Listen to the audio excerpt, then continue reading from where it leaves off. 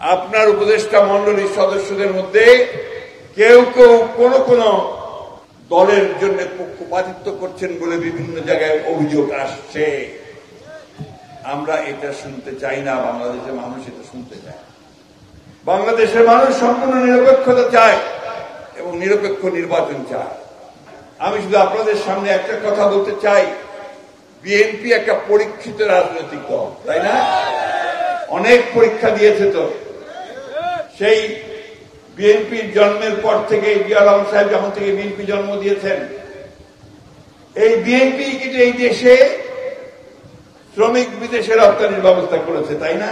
জিয়া রহমান সাহেব করেছেন না? এই যে কলকারখানাগুলো আমাদের মারা বোনেরা যে চাকরি করছে, গার্মেন্টস ফ্যাক্টরি, এটা কার হাত দিয়ে শুরু? জিয়া রহমানের হাত দিয়ে শুরু। কি ছেলেরা জানো না তোমরা? জানতে হবে, এটা সম্পূর্ণ বিএনপির হাত দিয়ে শুরু। আজকের যে রেমিটেন্স, যে আয়, এই যে আপনার $32 বিলিয়ন এখন জমা হয়েছে, এটা শুরুটা করেছিলেন জিয়া রহমান সাহেব আর বেগম খালেদা জিয়া। এটাকে সামনের দিকে নিয়ে যাচ্ছে। মেয়েদের লেখাপড়া, দেশনেত্রী বেগম খালেদা জিয়া ক্লাস 12 পর্যন্ত অবৈতনিক ঘোষণা করেছিলেন, পয়সা দিতে হবে না।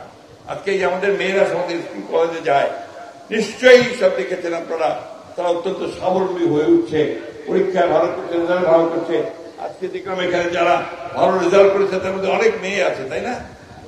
এই অবদানটা সম্পূর্ণ দেশনেত্রী Begum Khaleda Zia. All time Roma. Taste it, love it. তাই আপনারা কেউ ওই মিথ্যা প্রচারণায় বিভ্রান্ত হবেন না।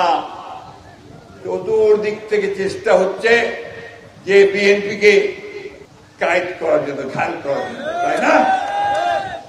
কিন্তু আজকে আমি খুব অনুপ্রাণিত হয়েছি, অত্যন্ত আনন্দিত হয়েছি। আমাদের এখানে আজকে সব মুরব্বীরা আছেন একদিকে, আরেকদিকে তরুণরা আছে, আরেকদিকে আমাদের মা বোনেরা আছে।